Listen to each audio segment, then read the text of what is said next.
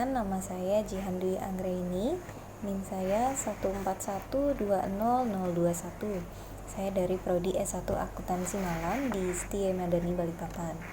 Pada kesempatan kali ini, saya akan menjelaskan sedikit tentang leasing.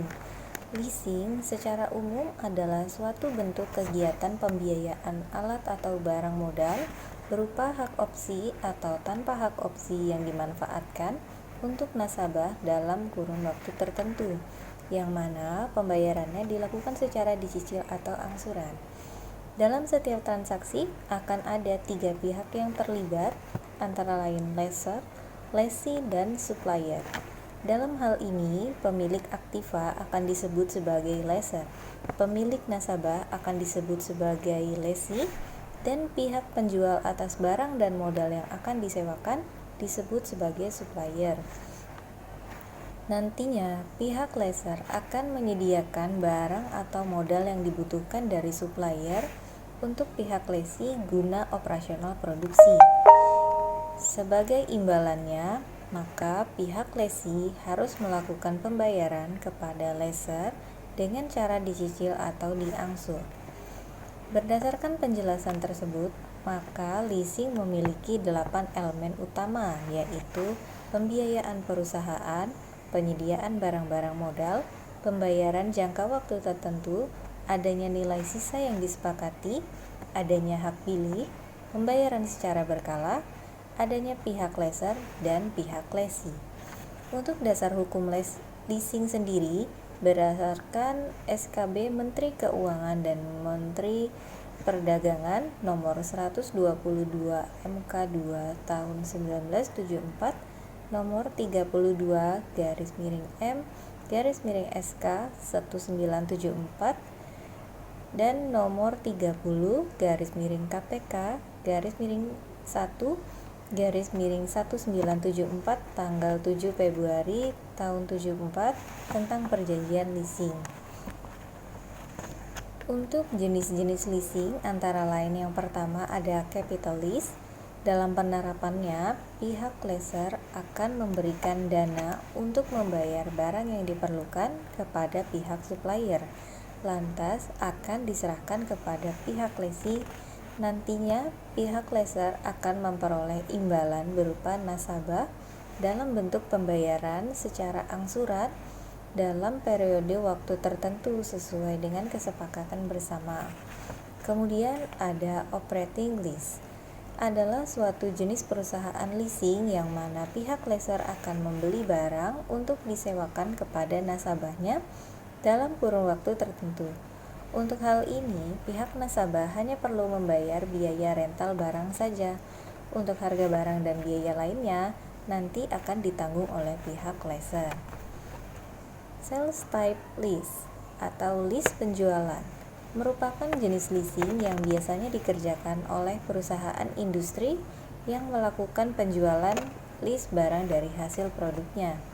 Terdapat 2 jenis pendapatan yang dapat diakui, yaitu pendapatan dari hasil jual barang dan pendapatan dari bunga pembelanjaan selama kurun waktu lease.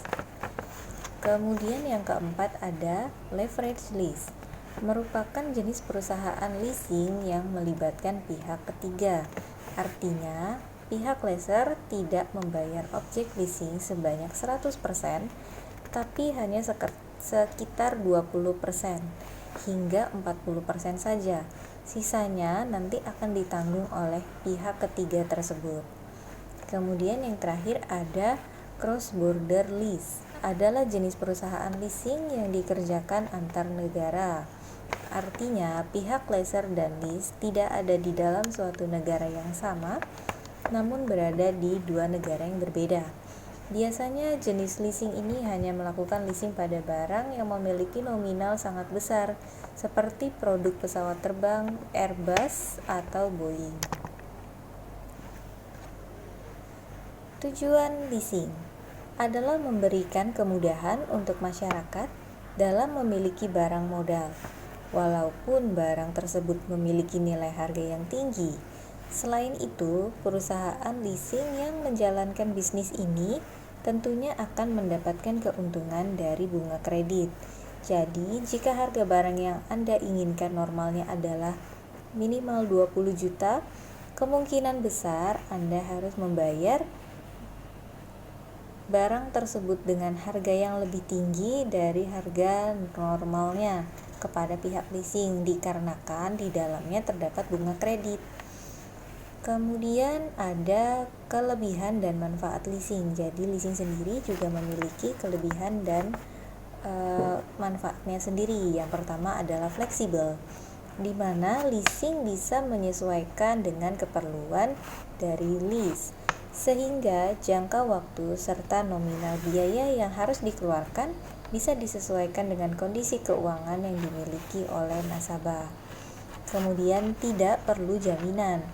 Hak kepemilikan sah atas aktiva dalam leasing yang di-lease dan pembayaran lease sesuai pendapat oleh aktiva bisa dijadikan. Kelebihan dan manfaat leasing antara lain yang pertama adalah fleksibel, karena bisa disesuaikan sesuai dengan keperluan dari lease, sehingga jangka waktu serta nominal biaya yang harus dikeluarkan bisa disesuaikan dengan kondisi keuangan yang dimiliki oleh nasabah. Kemudian tidak perlu jaminan. Hak kepemilikan sah atas aktiva dalam leasing yang di-lease dan pembayaran lease sesuai pendapatan oleh aktiva bisa dijadikan jaminan untuk lease tersebut. Kemudian capital saving. Pihak lembaga biasanya akan memberikan pembiayaan sebanyak 100% untuk nasabah, sehingga lease bisa menggunakan dananya untuk kebutuhan yang lain demi meningkatkan produktivitas perusahaan. Kemudian pelayanannya cepat. Pada umumnya, prosedur pembiayaan akan memerlukan waktu yang terbilang cepat, dimulai dari sistem pengajuan sampai realisasinya. Dengan adanya kemudahan ini, maka akan mampu meningkatkan efisiensi waktu untuk kegiatan perusahaan sehingga bisa lebih produktif lagi. Kemudian terhindar dari inflasi. Dalam kegiatan leasing, para nasabah bisa menghindari kerugian karena inflasi pembayaran akan dilakukan sesuai dengan satuan keuangan sesuai kesepakatan awal. Kemudian dilindungi oleh hukum. Pihak lessor dan pihak lease akan memperoleh kepastian hukum karena adanya peraturan yang tidak bisa dibatalkan walau sedang mengalami kondisi finansial yang berubah-ubah. Untuk perusahaan leasing di Indonesia sendiri terbilang cukup banyak dengan variasi layanan yang ditawarkan. Beberapa contoh perusahaan leasing yang saat ini ada di Indonesia adalah PT BCA Finance, PT Adira Dinamika Multi Finance, dan PT Federal International Finance. Kemudian ada PT Auto Multi Arta, PT Astra Credit Companies, PT Summit Auto Finance, Busan Auto Finance, dan Wahana Automitra, Multi Atra, dan lain-lain. Kesimpulan dari penjelasan ini adalah berdasarkan penjelasan tadi di atas, kita bisa tarik kesimpulan bahwa pengertian leasing adalah suatu bentuk kegiatan pembiayaan alat atau barang modal berupa hak opsi atau tanpa hak opsi yang dimanfaatkan untuk nasabah dalam kurun waktu tertentu, yang mana pembayarannya dilakukan secara dicicil atau angsuran. Adapun tujuan, manfaat, fungsi dari leasing sendiri sudah kita bahas bersama di atas.